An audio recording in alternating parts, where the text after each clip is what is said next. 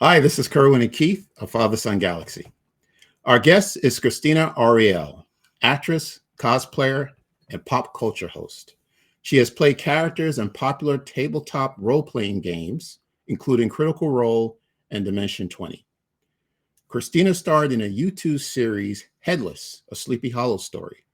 She has co hosted on the Star Wars Celebration live stage in Anaheim and London, and is the host of the web series Star Wars The High Republic on StarWars.com.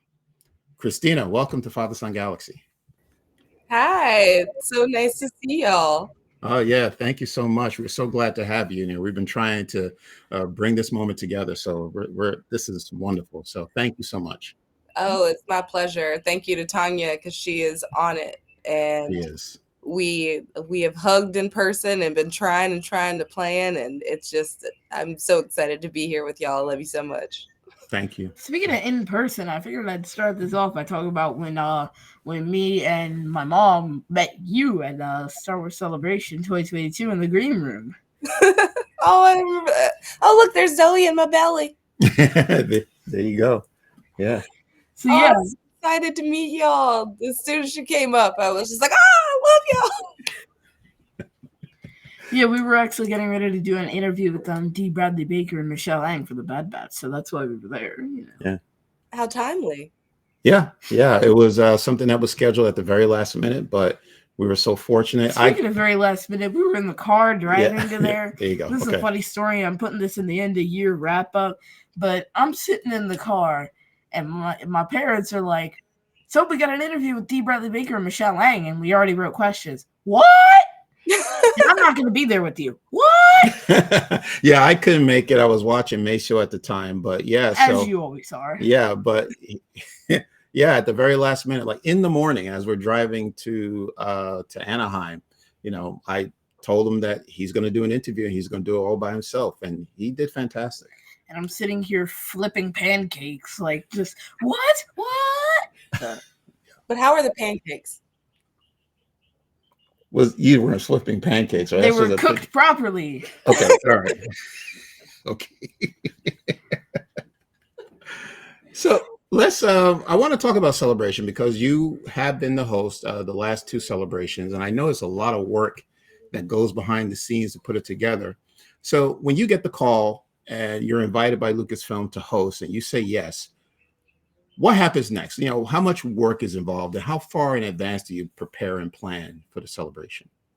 I usually know like a few months out that I'm going. With London, we kind of knew a little more in advance and had time to prep for it because that's a really big trip. That's passports and documents and all that kind of stuff. But there's so much work done behind the scenes. I think the unsung heroes truly are the Star Wars Online team and the Belgian prop builders and all the people that put so much work into it that are working literally up to the minute we go on stage while we're there, making sure the live feeds are going out, making sure the connections are good, making sure we have Wi-Fi, making sure we look good, making sure that all of the giant, doing the big intros for Hayden and Ewan in London with the lightsabers and the full WWE entrance. And fortunately, we have people like John Harper who worked with the WWE. So it's really cool to have kind of those aspects of other people's careers and backgrounds come up. Fortunately, it's Scott Bromley as one of the lead writers for Celebration, and Scott has the ability to see your tone, to learn your tone, how you speak, and make sure that what you're saying is true to yourself. And it's just an awesome experience. And being up there with Andy in Anaheim and with Anthony Carboni and with Kristen Baver, and it's just this amazing experience of being with people and making these amazing memories while also living in this surreal experience of talking to these people who are the reason you're doing the thing that you do. And do you have to come up with the questions that you're going to ask the person you're interviewing, or are they prepared for you? A lot of the questions are prepared because those are things that have to go through people to make sure we're there for a good time. We're not there to do a gotcha interview or come at anybody. It's just we want to know talk about this thing that you're a part of, this beautiful galaxy full of now so many people, and that extends to so many different ways. Like there's a lot that you can talk about in just that little bit of time. And you've interviewed a lot of people. So who were you most excited to interview? Oh, okay. So that's really tough because a lot of these are very, very personal in like lifetime stories of mine. I want to say Giancarlo Esposito, that first year was like the one that I was just like bursting at the seams. I was so excited. Just the thought of being up there. And I mean, my mom is such a like she's a big Spike Lee fan. So we watched like School Days all the time when I was little. And so he was in School Days, one of the main characters. Like we still to this day will call each other singing the song. Don't you wish you had hair like this? Then the boys give you. I mean, it's great. It's such a piece of like he's an iconic piece of history, and he's in Star Wars, and now like the man is a part of so many iconic things. So it's really spellbound to do. Now with Hayden Christensen, that is one of the interviews that's Darth Vader. Think that is Darth Vader. When I introduced him and I said, like, the person whose poster was in my locker in high school, he was in my locker in high school. And also, okay, here's the truth. So in Anaheim, I did not get to interview him, and I was really excited to see him. And I was just like, oh, this is great. So the day that I was dressed as Padme in Anaheim, I had like the full Padme gown on, the green, and he's coming down stage, off the stage, as I'm going up the stage. And he looks at me and he's like, oh, you look lovely. And I said, I love you. So I needed to do London to redeem myself and have a better memory, because that was not going to be my only memory with Hayden Christensen is screaming awkwardly, I love you at this man as he gives me a compliment, because I completely, like, I don't lose my cool very often. I am a fangirl. Everybody knows that. That's who I am. But I'm very, very chill. But this is like, again, Darth Vader is sitting here next to me. And I also saw Jumper in theater. So it's very special to me. Yeah. So that is always going to be, that was emotional. It was beautiful. Just everyone in the audience, from the audience to the people on stage, like we were in a moment, but everyone was in that moment. And I feel as if people were able to feel that at home as well, that this was a very connective and restorative kind of interview. There was something very healing about it.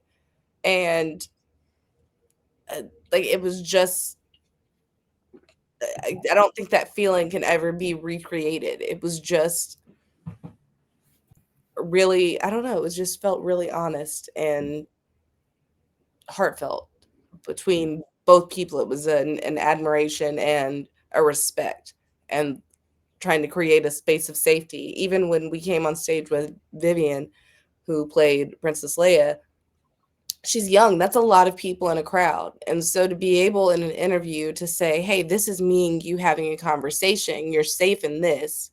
Like, yes, there are people here, but I have your best interests at heart. Like, I've prepared you before this. I've talked to you. We've connected beforehand to make sure that you feel safe in that way. And I want that to always be the vibe when I'm talking to people, is like, I'm the person, this is a conversation with a friend over coffee. I think that's really important. You know, funny story about Giancarlo. I actually met him. Me and my mom got a photo with him. He shook my hand and he said, young man. And I'm like, oh. What a great voice. The man has gravitas. It's him and Billy D. Williams. They just have those voices that are just. Yeah. And my mom just ran down the aisle to go get the photo. That was funny. Listen, your mom is going to get the thing done. And that is what I love about her. I love Tanya so much. Your mom is great. Your parents, the fact that they do this and you all have such a great shared interest and are able to spend that time together and make these memories, I think that's so, so cool. And I love that. Yeah. If I ever meet Hayden Christensen, I'm going to bring my Darth Vader lightsaber and I'm going to be like, are you missing something? And then just pull it out and be like, mine now. Oh, I look forward to that moment. That'd be hilarious. So you moved to LA in 2014, and you knew you wanted to get into the entertainment industry. What path did you take to get there? I did not know that actually when I moved here. It's one of those things where it's the latent dream, where underlying somewhere you're like, oh, I'm in LA, something may happen. But I just needed a change when I moved here. I needed to leave Georgia and I needed to try something different. And I like that path didn't start with me coming down here and auditioning. That path went with me moving here and working at a restaurant called Big Wangs in Hollywood. And then it was working at a bank in Hollywood. And then it's from a bank to working in real estate. And my husband is a magician. So we would go to this place called the Magic Castle. And that's where I met Bonnie Gordon, who is deeply in entertainment and gaming. And she's also in Star Trek. She's the voice of the ship. And Oh. like we ended up hitting it off, and she worked at the castle. She was looking for people to be in a Star Trek video. And so I played Lieutenant Uhura in this video for Now You Have the Bridge Spock. And my grandfather had passed the day before my birthday, the year of my wedding. And my grandfather was a huge Star Trek fan. Like he actually like served on the Enterprise when Star Trek premiered. He was on the Enterprise serving, so he kind of got to watch it on this like rabbit-eared TV at the time. And I remember doing that and standing there and just being like, wow, like if I never do anything else in entertainment, this is so cool. And I hope that Nichelle Nichols gets to see it. And if she sees it, then I will be grateful. And I hope my grandpa like thinks this is so cool. And so I ended up working a convention, and at the table next to me was Nichelle Nichols, and I got to watch that video the day it premiered with her at that convention. And I always tell that story as a way of saying, like, look for the magic. Like, you always have to look for the magic. Like, these things aren't happening just in a vacuum. Like, just keep following that magic, and your life can be magical. You just have to be willing to see it and see, like, hey, like, is this a sign? Maybe not. I remember going to apply for a job. I wanted to sell cars when I lived in Georgia. And I was dressed in a full Star Trek uniform that day. And I saw a sign that said now hiring. And I said, hey, look, it's a sign. And it was so I went and applied and I sold cars after that for like a year. And so it's just one of the adventures. Life is full of adventures wherever you are. And everybody's so worried about getting to the thing. But right now, like even in this conversation, we're doing the thing. Like I'm here talking to you because you know of me through one of my favorite things in the world. And that's cool. Like that in itself is so cool to even be mentioned in that and have it register in people's brains that I'm a part of this thing. And like I may be a small part, but that part is important to someone. And that's so cool. You I hope I inspired answered me. your actual question. I'm sorry. Oh, you did. Wait, what? No, you did. You answered the question. Thank Yeah. you. Thank you. Who inspired you to become a cosplayer?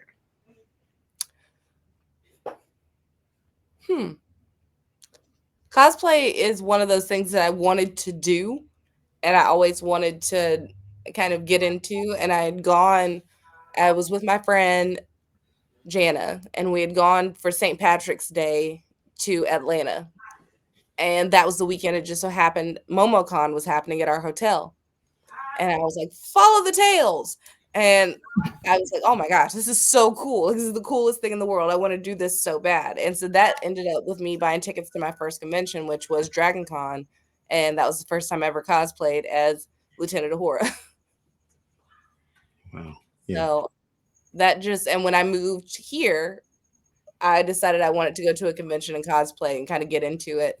But I was like, if I'm going to do this, I'm going to do it like to the nines. And I would style a look and find the pieces and get people to either make the pieces or find the pieces and put together what I thought was a really cool look. And I'd try to, instead of being the actor, being the character, I styled it so that it was myself as the hero or myself as this character, and like just working my natural hair into it or just working things about myself into it. And I found kind of a strength through it, especially in the Wonder Woman cosplay, because you can't put on that armor and not feel powerful. And I ended up in Cosplay Culture magazine, and that kind of everything snowballed from there, from Cosplay Culture magazine into tabletop gaming. Yeah. What I admire about cosplayers, I mean, that's one of the best things about going to conventions is just seeing the costumes. Um, it, yeah, I'm not a cosplayer, but I guess that it, you know, to be a good cosplayer, it comes with creativity and bravery, because you have to put on this costume and you have to feel that character that you're portraying. And you're walking the convention floors, you're having people staring at you and pointing to you and looking at you, and they want to come up and take selfies. But that's the idea of cosplaying, right? You want to get that attention. If you do get it, that means you succeeded. But how do you manage the attention when you're at conventions? I think I take every interaction kind of similarly. I like talking to people. My grandma used to say, I never met a stranger. So, like, I feel if somebody's taking the time to appreciate something that I've done, that I'm gonna, and they're respectful, I'm gonna respectfully take my time to interact with them and talk to them. And so much of, like, yes, I'm wearing this thing, and that may come with a certain amount of attention or things, but I also like to make others feel seen. And so I think that is like I have that opportunity to talk to young girls who are like, "Oh wow, I didn't think about cosplaying." But there's now so many strong black cosplayers that are like getting some attention, and I love that. And like there's people like Pancherona Cosplay and Cutie Pie Sensei, these people that I admire, Utahime Cosplay, Alicia Marie Body, these cosplayers that I absolutely love. Oh, Jahara Jade, who just did a Bo-Katan that is fantastic. And there's these there's a certain amount of permission in seeing someone do something that you feel maybe apprehensive about, like this isn't for me, or you, which cosplay, put the costume on your body, you're a cosplayer. You can grow in your thing, but everybody has to start somewhere. And I think that's the important thing is we're all like that's someone's permission to go and do the thing. And I want that. Like, I want people that are younger that may be just coming out with a parent, and then the next thing you know, like, that's their thing that they're going to do, and I want that. I want there's a certain amount of responsibility and representation, and I take that pretty seriously. Yeah. Yeah, I've gone through your Instagram and I looked at the different photos. I mean, you represent DC, Marvel, Star Wars, Star Trek. Where did that geek culture, your love of the geek culture, come from? How did it start? My sister and I have always been deep in it, and fortunately, we had people like my dad, my stepdad, who was a big dork. My dad, till the day he passed, had manga in drawers and was online, like just finding anime. He would take us to sales at the PX, and we would get those cases of Dragon Ball Z on VHS where the pictures lined up on the side, and we would collect all of those. He'd find just random stuff. He'd stay up playing Marvel versus Capcom with us. We'd watch X-Men the animated series. So much of our whole life was him, like, even coming home to watch Toonami with us. Like, he was in the military, so he would come race home and watch Toonami with us on TV. And my grandpa Jack took me to my first comic book store. He was like a big proponent of, like, if you're into it, I'm into it, and I'm going to make sure you have all the stuff to be into it, which was great, especially after he took us to see The Lion King, because then he took us to Toys R Us, and it was amazing. Tell us about the email you received from Lucasfilm that introduced you to Project Luminous. It kind of actually started with a DM from Anthony Carboni, and he asked me if I liked Star Wars, and I said I love it, especially the prequels, and he said noted. And I ended up having a meeting, and they kind of brought up what they were planning and not like too much detail, and asked if I wanted to be a part of it, and I jumped at the chance because why wouldn't I? It was so cool, and just to be even considered was really, really cool. And then finding out what the High Republic was going to be, I was spellbound by this like multi-part initiative that was going to branch out, and watching it branch out from like a secret to an announcement to the books to now like Young Jedi and the Acolyte coming. It's so cool. It's just been that was a life-changing email. It just from then I got to like be a part of the galaxy, and I thought that was really cool. Now, how did Lucasfilm find out about you? How did they know who you were? Well, I do a lot of pop culture-y stuff, so I guess I'm a little in the zeitgeist. But I submitted, I believe it was from a Handbooker Helper episode from Critical Role where I talked about perception versus reality. And I went on a lot about secret doors in that episode because I really do love secret doors. I think they're fantastic. It's something I'd really like to put in my house, especially for all the doors instead of bedroom doors, because I found on Amazon that if you go, you can get these sliding bookshelf doors that make every door in your house a sliding, like a hidden door. And I think that's really cool. There's another idea for a hidden door I found on YouTube. You could just add blocks and then put a painting over the doorway, and you could just swing open the painting and step inside. Interesting. Like cover the doorway with a painting on a hinge, and then you could just pull it open like a door, and to anybody else it just looks like a random painting. Or do it like an exposed brick, and then pieces of the exposed brick like swing in and nobody can see the side hinges. I'm sorry, we're going totally off the rails here, but this you gotta pull a book and then a door opens, and then you gotta pull the head of some statue, then there's a pole you slide down to get to the Bat Cave. You fire up the Batmobile, and then you go fight the Penguin. Okay. Listen, would you like candelabras though? I feel like you have to have a candelabra if you really want to make it effectively, because to do the pull down is probably part of the fun of the secret door, is the pull down of either a secret book or a candelabra. Sconce, if you will. All right. Okay, back to the question.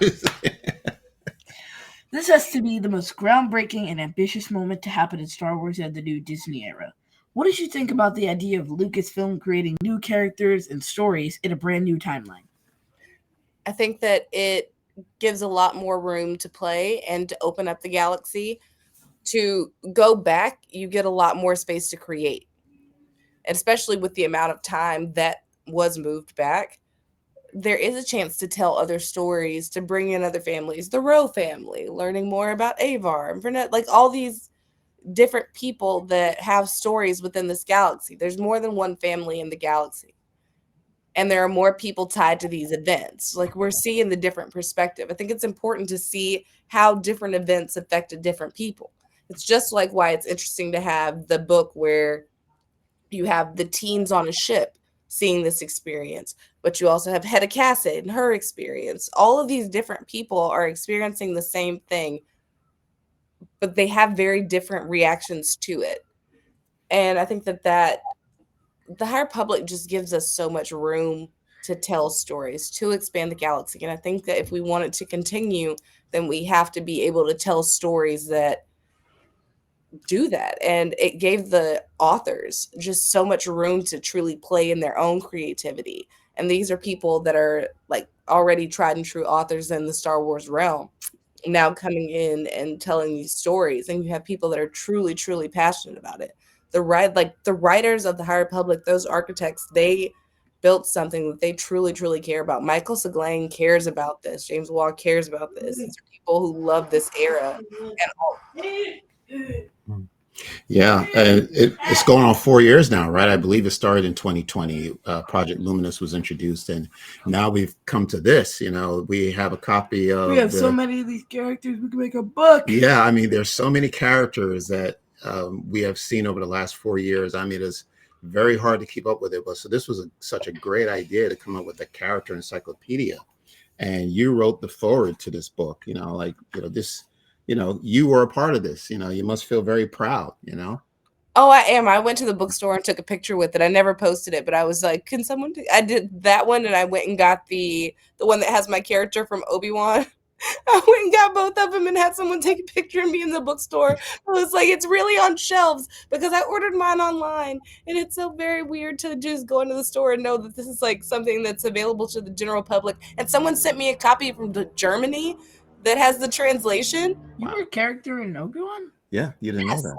No, I had no clue. Can you tell us about your character? Tika Kriel. I do not talk, but I am there. I was in the background of episode 4, 5, and 6. And so, like, you see me, like, walk through the back as they're leaned over the console making the plans. And then I'm on the ship when Vader is pulling the ship out of the sky. So it's, like, me. And then Yeah. right next to me is, like, Ewan McGregor and Vivian Lyra Blair.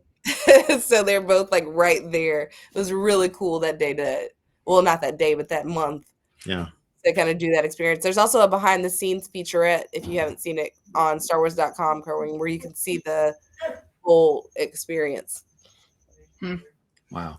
You sat next to Ewan McGregor on the set.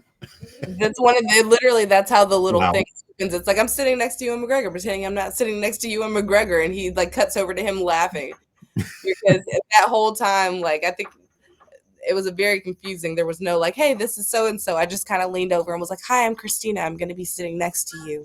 And I just wanted to introduce myself. And he's like, yeah, like, really polite, and goes back to, like, looking at his lines. And then they come over with the camera and he starts straightening his robe. And they're like, Krystina, what's it been like being on set? And he's like, like, what are you talking this random? But it was really cool. And so, like, he was really nice. And then Deborah Chow came over, and they both just kind of had a nice conversation with me, and they were so sweet. Every time I would see them on set, they were just like, wave, or just like, are you doing okay? And I was still having, like, a little mom guilt because Zeke was so little at the time, and I was on set for, like, a lot of time. And but everybody was so cool. That's probably one of the dopest experiences of my life. And who planned that for you to be a part of the Obi-Wan series? They reached out. I think it's Yeah. partly because of Lynn Hale, who was, like, George Lucas's right hand. She's in PR at Star Wars, and she's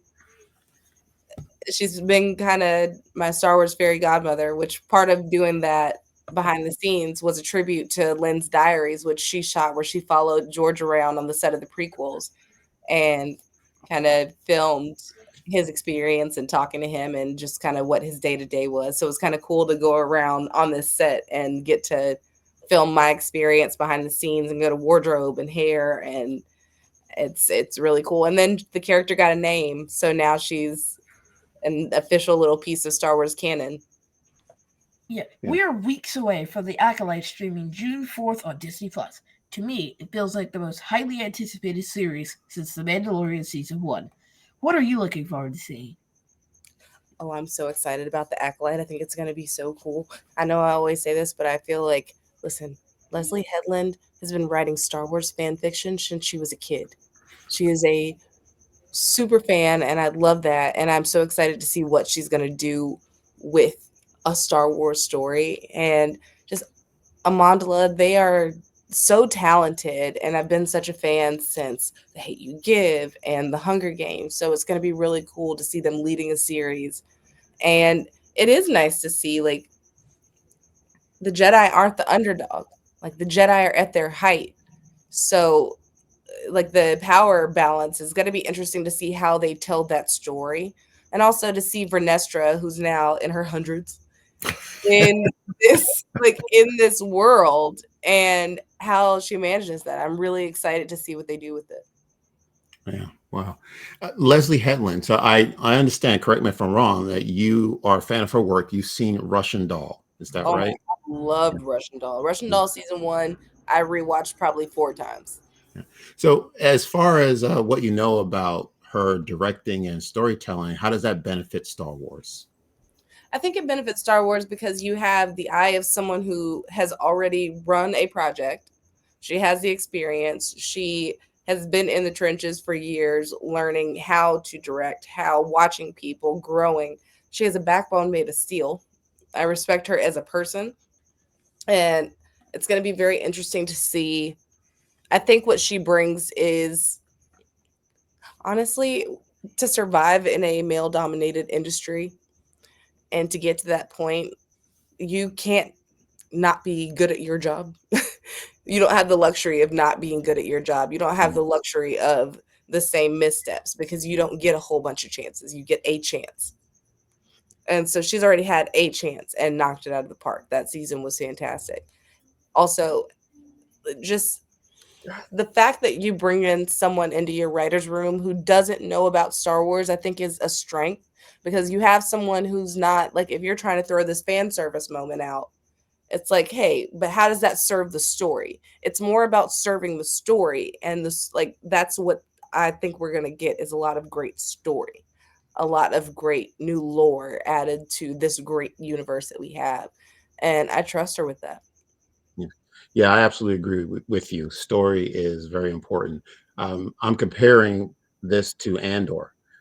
Tony Gilroy is not necessarily a Star Wars fan, but he was able to put An together amazing this story. team of writers and actors. I mean, it was just top talent all over the place.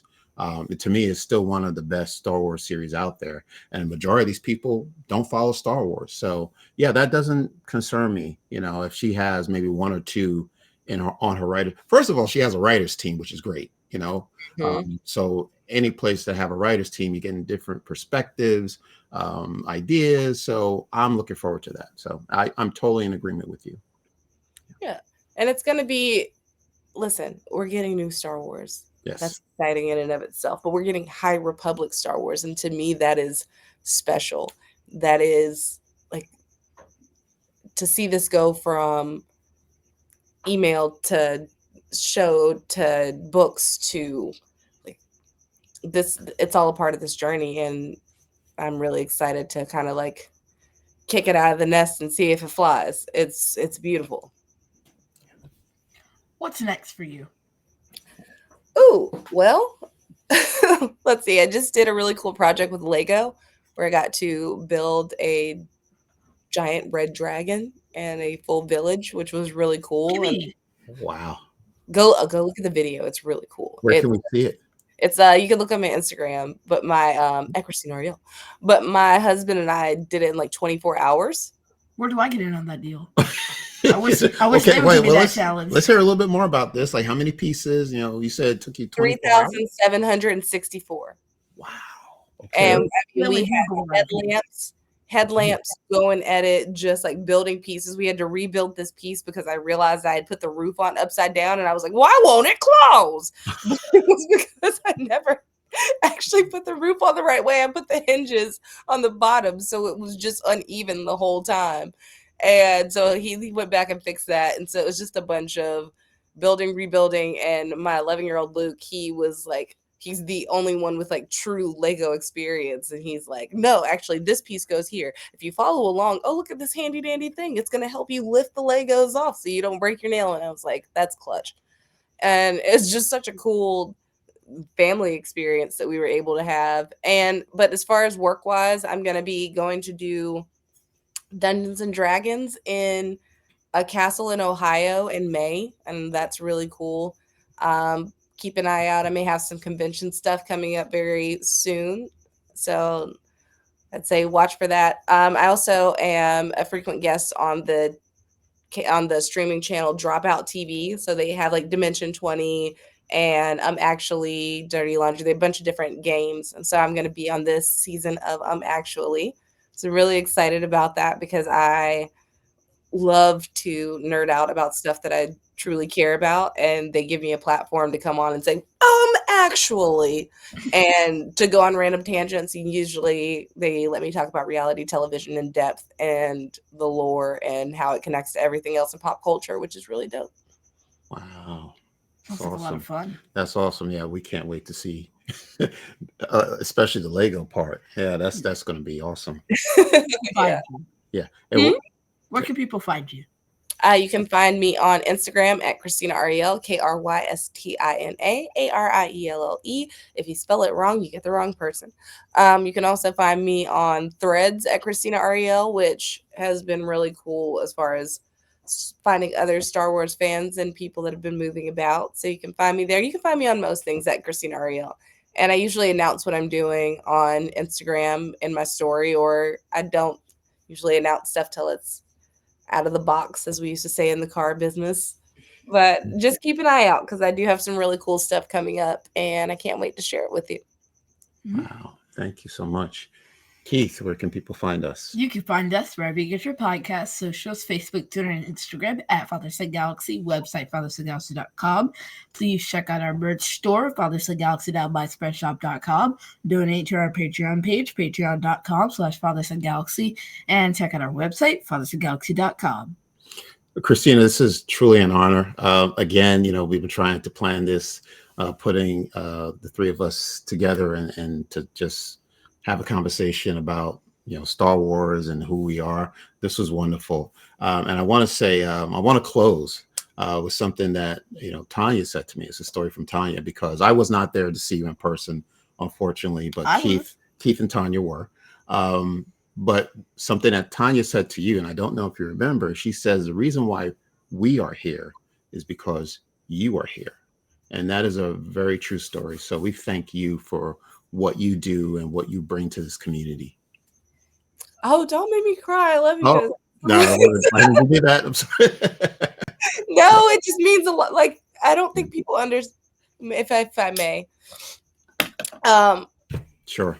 This community means so much to me. And like being a part of the High Republic and all the things and the people that it's brought to my life has been so beautiful. And like having your family, like me and Tanya text and talk, like you guys have truly become like family to me. And the fact that we all get to do this thing and talk about something that we love. And there can be negativity in the world in different spaces, but the thing is, like, we are finding our community, our tribe, our people, and I love that.